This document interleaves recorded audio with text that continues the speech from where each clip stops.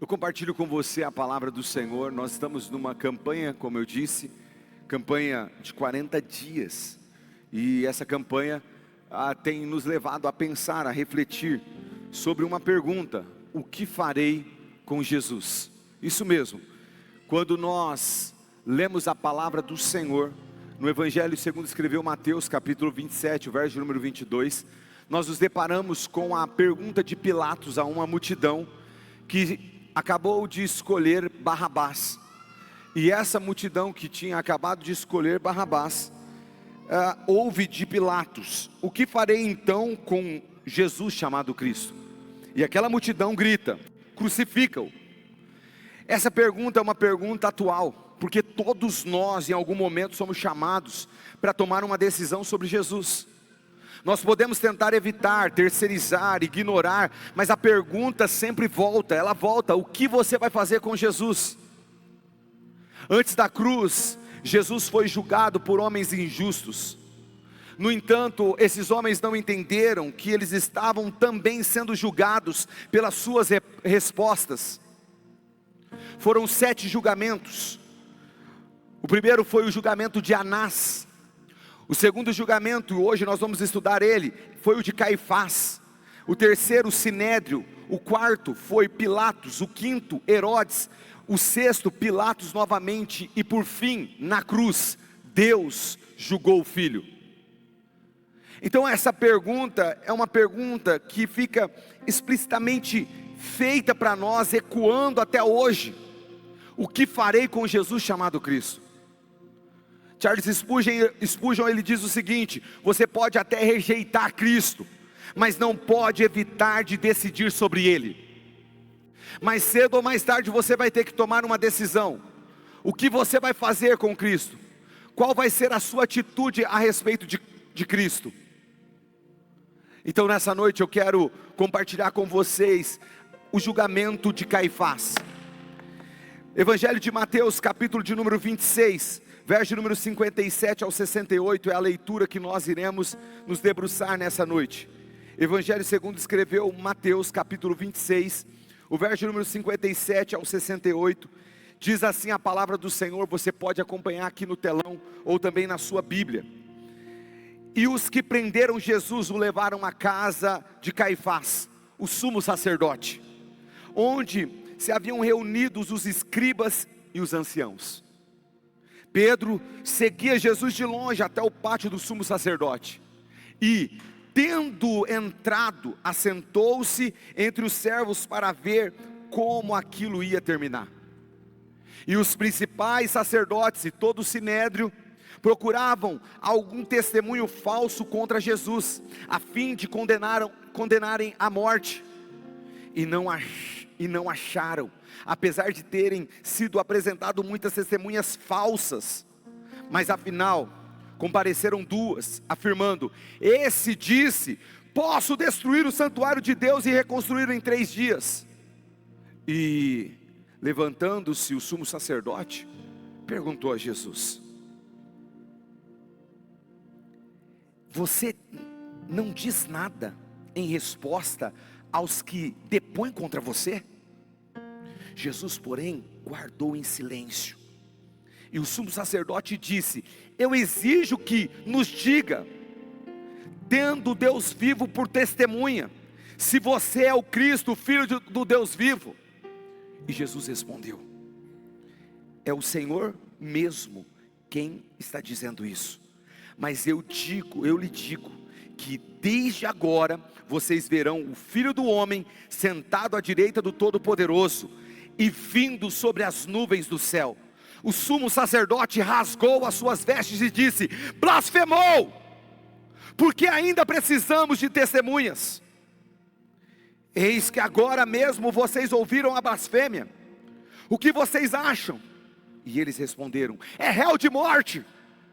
Então alguns cuspiram no rosto de Jesus, bateram nele, e os outros bofeteavam, dizendo: profetize para nós, ó Cristo, quem foi que bateu em você?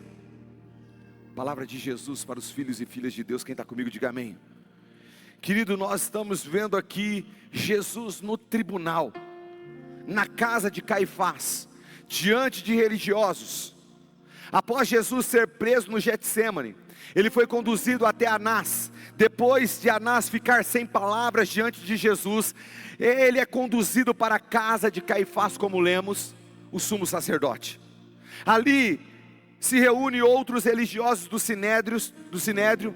A mais alta corte judaica estava ali, acusando Jesus. Vale a pena lembrar que esse julgamento ocorreu à noite. Por que eu estou pontuando isso? Porque na lei judaica era ilegal ter um julgamento à noite. Eles estão buscando falsas testemunhas. E como nós lemos e sabemos, eles já haviam decidido condená-lo Jesus antes mesmo de ouvir Jesus. Nós estamos diante de um tribunal que acusou o Salvador. Um tribunal que estava ilegal, mas que apontava para julgar Jesus. Um historiador chamado Alfred Eicher, ele diz o seguinte a respeito desse momento, desse julgamento de Jesus na casa de Caifás: os próprios líderes religiosos violaram as normas processuais que deviam proteger a justiça. O tribunal que deveria defender a lei se tornou um instrumento de injustiça. Tudo isso aconteceu na casa de Caifás. Jesus, que deveria ser julgado de forma justa, foi julgado de forma injusta, num tribunal ilegal. Isso te parece semelhante a algo? Preste bem atenção. O ministério de Jesus é marcado por experiências, tanto nas sinagogas, nos templos, mas também e principalmente nas casas. Pessoas que receberam Jesus com o coração aberto, com o coração necessitado. E agora, ele está numa noite sombria, uma noite que antecede a cruz, e ele tem que enfrentar uma casa marcada por dureza de coração, por religiosidade, por ódio, por injustiça. Em Mateus capítulo 26, que lemos aqui, nós encontramos um Jesus sendo julgado injustamente e na casa de Caifás. Caifás pensa que está julgando Jesus, mas na verdade é o coração de Caifás que está sendo exposto. Nós precisamos entender isso. Não é apenas Jesus no tribunal, mas aquelas pessoas que estavam apontando e levantando falso testemunho contra Jesus também estavam sendo julgadas. E pasme, na casa do sumo sacerdote. Por isso eu posso afirmar para você que o ambiente da nossa casa fala muito sobre o nosso coração, fala muito sobre os nossos sentimentos, fala muito sobre aquilo que está dentro de nós. Jesus é conduzido para a casa de Caifás, não para fazer milagres, não para dar uma resposta que iria mudar e transformar o coração daquelas pessoas, não para realizar maravilhas, não. Jesus foi levado à casa de Caifás para ser julgado. Essa casa estavam os seus acusadores, pessoas de coração endurecido, que tornaram aquela casa um tribunal da injustiça. Hoje eu quero aprender com você como se move uma casa conduzida pela religiosidade. Uma casa de pessoas com o coração endurecido, uma casa que não se dobra diante do Deus vivo. Aprenda primeiro que uma casa conduzida pela religiosidade é uma casa de manipulação. O texto deixa claro para nós que Caifás estava manipulando. O verso 57 fala que prenderam Jesus, levaram para a casa de Caifás, sumo sacerdote. Ali estavam quem? Reunidos os escribas e os anciãos, que o tempo todo atormentaram Jesus, o tempo todo testaram Jesus no seu ministério. Ali estava Pedro, discípulo de Jesus, que não quis se comprometer, estava sentado vendo aquilo acontecer. Ali estavam homens que estavam tentando levantar falso testemunho. É isso que diz o verso número 59. Por isso eu posso afirmar para você que ele estava diante de um tribunal de manipulação, uma casa de manipulação. Porque o texto diz que eles procuravam um falso testemunho contra Jesus. Ei, querido, o que eu estou falando para você? Eu estou falando que toda manipulação é dissimulada e joga com a conveniência. Provérbios capítulo 26, verso número 24 fala assim: aquele que odeia dissimula com os lábios, mas no seu íntimo encobre o engano. O que nós estamos vendo aqui nesse tribunal? A verdade sendo substituída pela injustiça, a verdade sendo substituída pela manipulação. Homens que sabiam e conheciam e sabiam que estavam levantando falso testemunho, mas queriam manipular aquele ambiente. É uma religião aqui sendo usada como ferramenta de política para massacrar Jesus. É uma decisão que já estava tomada, fundamentado no ódio, na religiosidade. São fatos, querido, que parecem estar longe de nós, mas se nós olharmos profundamente, nós vamos perceber que estão presentes no nosso dia a dia. Quer ver? Quantas vezes já formamos opinião sobre alguém sem ouvir essa pessoa? Quantas vezes nós já formamos opiniões sobre pessoas, sobre ambientes, sem sequer estar presente? Quantas vezes nós distorcemos fatos para proteger a nossa imagem? Quantas vezes? E muitas vezes isso acontece dentro da nossa casa. E por isso nessa noite eu estou trazendo uma palavra para você. A sua casa não pode ser uma casa de manipulação, porque a casa de manipulação é uma casa de corações endurecidos, a casa que manipula para conquistar algo, para ter algo, para alcançar algo, a casa que está fundamentada na mentira, ela não consegue ficar em pé. Se nós observarmos, nós não estamos vendo somente uma casa de manipulação que estava influenciando aqueles que já não amavam Jesus, mas o próprio Pedro está ali, Pedro está ali com medo, Pedro se esconde pela conveniência, Pedro está ali.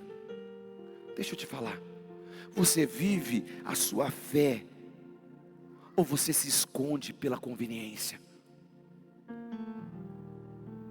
Deixa eu te falar algo, a essência do pecado é quando o homem substitui Deus por si mesmo. Caifás está substituindo Deus por si mesmo. Caifás está encismado. Caifás não queria a verdade. Quantas pessoas não querem a verdade? Ei, querido, o que eu estou falando para você é uma realidade dos nossos dias. Tem muita gente que não quer a verdade. Tem pessoas que não querem a verdade. Elas preferem viver uma vida de manipulação e mentira. Caifás estava com todos os seus planos traçados. Aquele tribunal era só um espetáculo, era só um cenário. Na verdade já havia uma decisão dentro do coração dele. Ei, querido, para de manipular com algo já construído dentro do teu coração.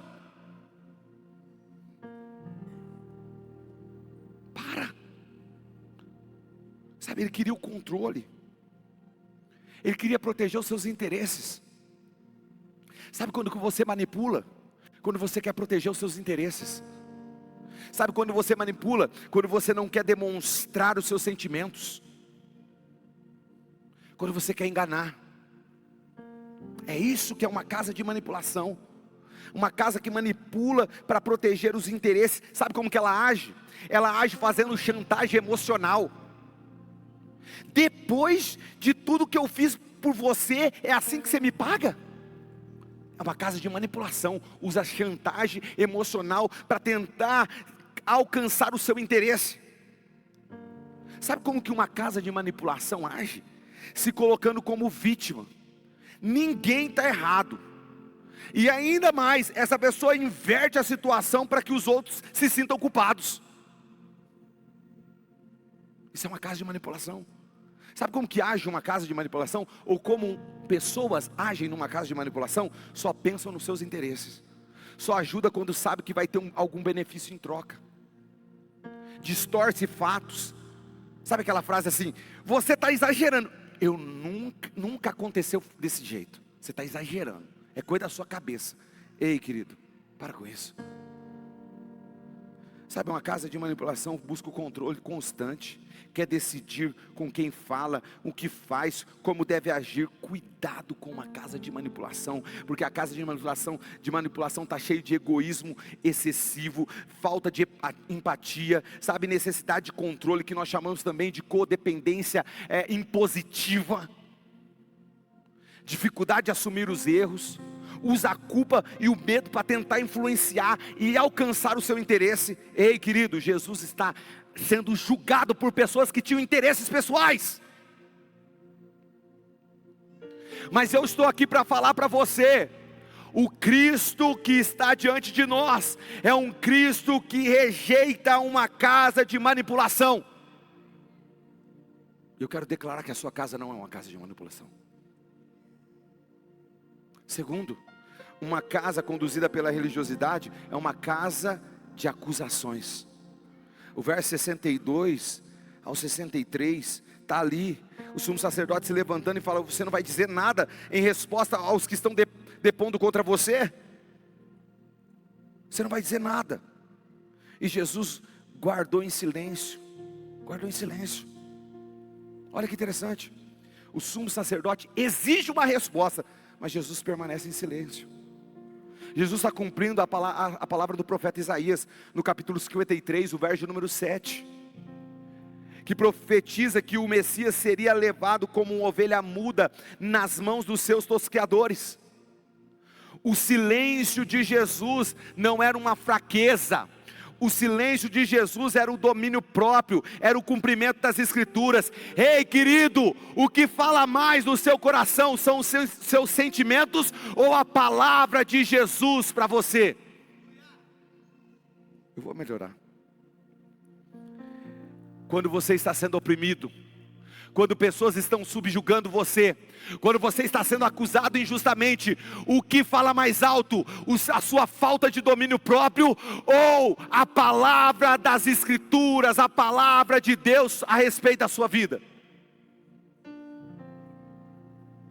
Jesus guarda em silêncio, sabe por quê? Porque ele está baseado na palavra. E nem sempre a palavra fala para você abrir essa grande boca. Nem sempre a palavra fala para você anunciar. Nem sempre a palavra fala para você, sabe, se defender. Entenda isso. O silêncio de Cristo aqui era mais eloquente do que qualquer defesa que um advogado poderia fazer, do que um promotor poderia fazer. O que eu estou falando para você nessa noite é que certas acusações, o silêncio é a melhor resposta. O silêncio é a melhor resposta. Ei, querido, nem toda acusação merece resposta com palavras, mas com atitude de transformação. Então você quer dar palavras para aqueles que estão apontando sobre a sua vida. Você quer dar palavras para aquela casa de acusação que está subjugando você. Você quer responder? Responda com atitudes de transformação. Você não precisa de palavras, você precisa de um testemunho prático. A casa que vive um ambiente de acusação, ela é fadada ao fracasso. Caifás está manipulando o ambiente para que as acusações confrontassem Jesus. Mas toda casa que é influenciada pelas acusações, diante de Jesus ela não consegue sobreviver, ela não consegue ficar em pé, não tem como. Agora entenda o seguinte: talvez o ambiente da nossa casa está sendo um ambiente de acusações. Talvez o ambiente da nossa casa. E toda casa que é influenciada por acusações, toda conversa é uma sequência de lembranças antigas. Coisas do passado que são trazidas à tona para acusar, para machucar, e só estão revelando que não foi curado. Então, se na tua casa está levantando coisas do passado, significa que tem muita ferida aí. Se na tua casa está se levantando em qualquer conversa, em qualquer discussão, ataca aquela situação de fracasso lá do passado, ei, preste bem atenção, tem alguma coisa errada aí, algo não foi curado. Para com isso.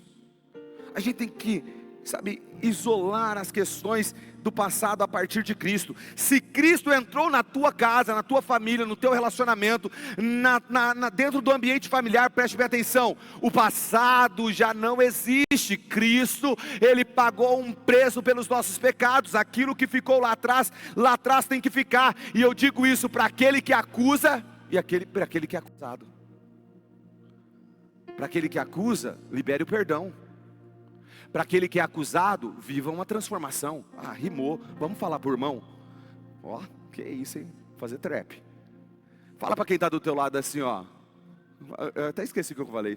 Fui elogiar. Falei que brincadeira. Eu falei o seguinte. Você fala no próximo culto, o pessoal está gravado lá. Como funciona, querido, um ciclo de acusações? Acusações, uma casa que está fundamentada em acusações, é uma casa de generalizações. Você sempre faz isso. É uma casa de rótulos. Você é um irresponsável.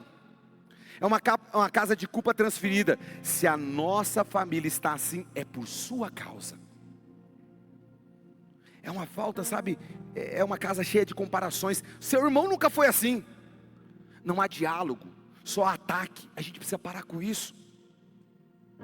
O que causa uma casa de acusações? O que gera uma casa de acusações no ambiente? Gera um ambiente pesado, tenso.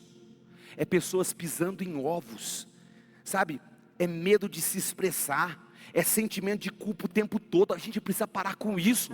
O ambiente da casa de Caifás não pode ser o ambiente da nossa casa. Essa era a casa de Caifás, não pode ser a sua casa. Eu estou declarando isso profeticamente. Toda acusação vai cair por terra. Todo o peso do passado já foi entregue diante da cruz. A sua casa não será um ambiente pesado, tenso. Você não vai precisar ficar andando, pisando em ovos. Você não vai ter medo de se expressar. A sua casa não será uma casa de acusações. O terceiro ensino é que uma casa conduzida pela religiosidade é uma casa de conveniência. Quando questionado diretamente se ele era o Cristo, o Filho de Deus, Jesus responde: tu está dizendo isso, e vocês verão o Filho do Homem assentado à direita de Deus Pai.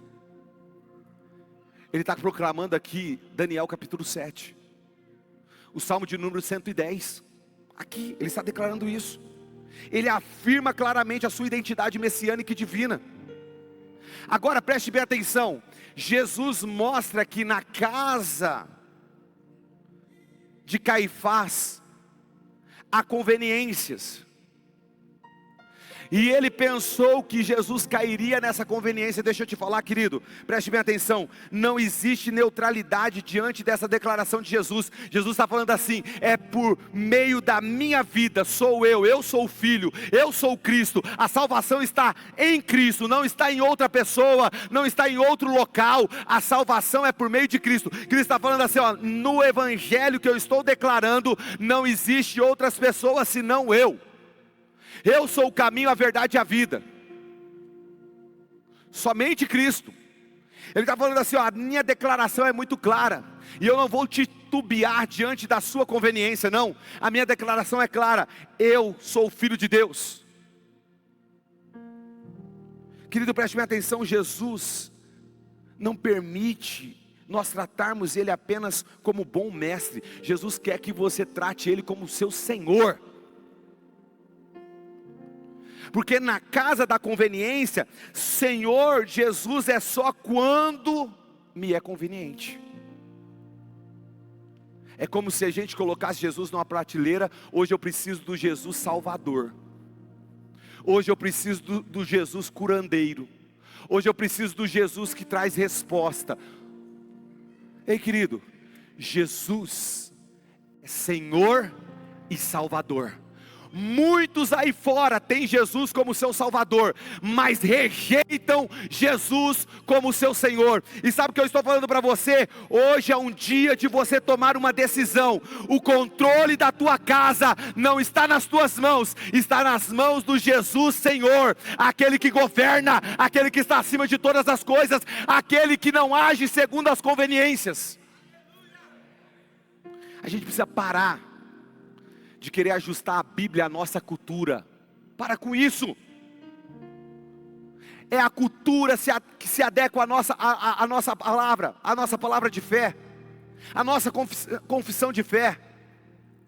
É a Bíblia que dita os nossos passos, é a palavra de Deus. Nós não temos dificuldade de falar para você: leia a Bíblia, estude a Bíblia, medite na Bíblia. A palavra de Deus é que traz libertação, não é uma oração, não é uma palavra profética, não. O que liberta é a Bíblia. E conhecereis a verdade, e a verdade vos libertará. E essa verdade tem um nome: Jesus de Nazaré. Ei, querido, quem é Jesus para mim?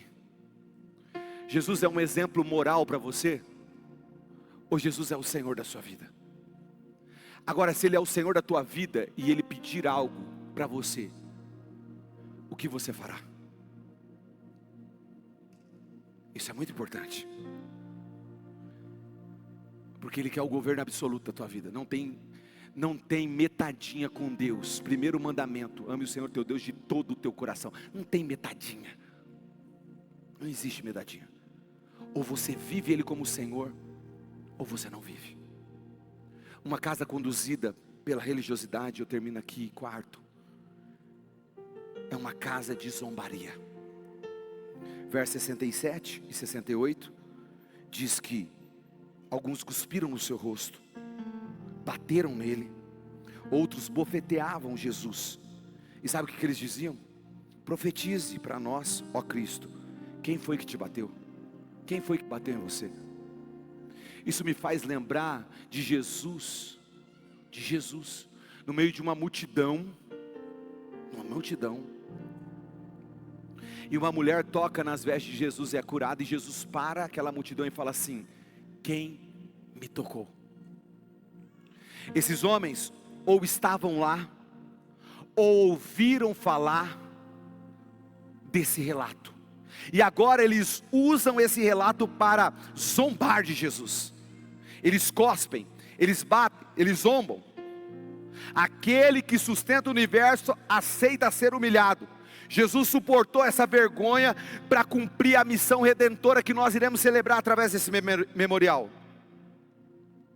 E isso não está distante da nossa realidade, porque o mundo ainda zomba de Cristo.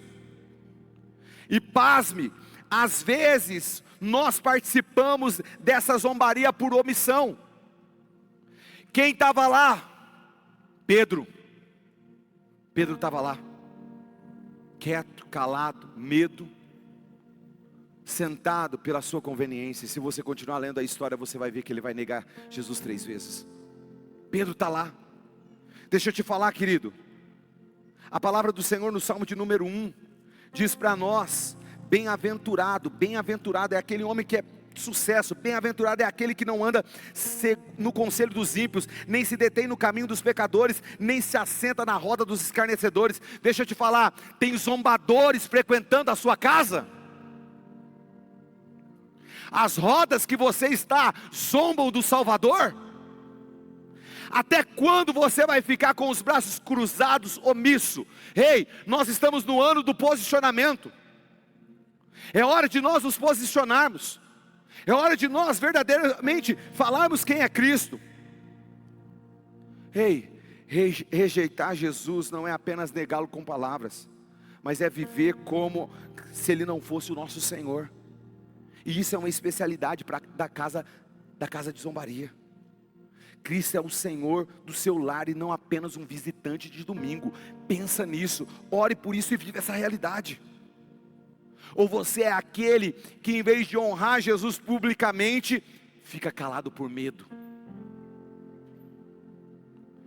fica com os braços cruzados vendo a zombaria, e se perguntam para você, você nega. Ei, quem é você? Eu estou falando do tribunal. O tribunal que achava que estava julgando Jesus, mas que Jesus estava julgando o coração deles. Eu posso até dizer aqui, ó, Jesus estava revelando o coração deles. Sabe por quê? Preste bem atenção. Eu estou terminando. Aguenta aí. Jesus, quando está presente, Ele não só traz a bênção, mas uma das bênçãos que Ele traz é revelar como está o teu coração, para que o seu coração seja corrigido, convertido. Deixa eu te falar, Jesus estava revelando o coração deles. Jesus estava revelando o ambiente daquela casa. Deixa Jesus entrar lá para você ver. Deixa Jesus entrar na tua casa para você ver as revelações que você vai ter. Deixa Jesus entrar no ambiente familiar, você vai ver as revelações que você vai ter, sejam boas ou ruins. Mas deixa eu te dizer algo, até as ruins trarão para você paz, alegria, porque o Cristo que entra a partir da disponibilidade do coração do ser humano, Ele também transforma. Então se você permite Cristo entrar na tua casa e revelar a podridão do ambiente, Ele também vai te dar a oportunidade de transformar esse ambiente num lugar de paz. A nossa casa não é a casa de Caifás. Hoje a palavra não só confronta aqueles homens daquela época, mas confronta o nosso coração. E talvez você tenha rejeitado Jesus silenciosamente, tenha vivido uma fé superficial, tenha se calado, e quando deveria confessá-lo. E aí o Espírito Santo te pergunta hoje: o que você está fazendo com Jesus? O chamado Cristo, o Messias, aquele que você declara com o seu coração que você está aguardando Ele voltar. Ele foi humilhado, e essa humilhação foi para que você fosse perdoado. Ele foi condenado para que você fosse justificado, se tornasse justo. Ele foi rejeitado para que você fosse recebido. Você precisa se render a Ele. Você precisa confessar Ele como seu Senhor e viver para a sua glória, para a glória de Deus. Olha que texto muito potente, põe ele no telão para mim. Mateus capítulo 10, verso número 32, eu termino com ele. Todo aquele que me confessar diante dos homens, eu o confessarei diante do meu Pai. Que pesado isso. São palavras de Jesus. São palavras de Jesus. Se você confessar Ele diante dos homens, você será confessado diante do Pai, por Ele. Que a nossa resposta seja: Senhor, Tu és o Cristo, o Filho do Deus vivo. Eu te seguirei. Eu não vou permitir que a minha casa seja uma casa de manipulação, e nem serei eu o manipulador. Eu não vou permitir que a minha casa seja uma casa de acusação, e não serei eu o acusador. Eu não vou permitir que a minha casa seja uma casa de conveniência, que aceita tudo, que pega pedaços da Bíblia para justificar pecado, para justificar carnalidade. Não, não serei eu. Minha casa não vai ser uma casa de zombaria, porque se eu tenho que respeitar os departamentos públicos, eu tenho que respeitar a casa daqueles que confiam no Senhor. Você não precisa agradar a ninguém a não ser Deus. Você não precisa provar nada a ninguém a não ser ao Salvador, Deus Todo-Poderoso. Para de andar por conveniência. Para de aceitar outras confissões que não seja uma confissão única. Ele é o Filho de Deus. Ele é o Messias. Pare com isso. Eu quero que vocês se coloquem em pé. Nós vamos se preparar para a mesa do Senhor.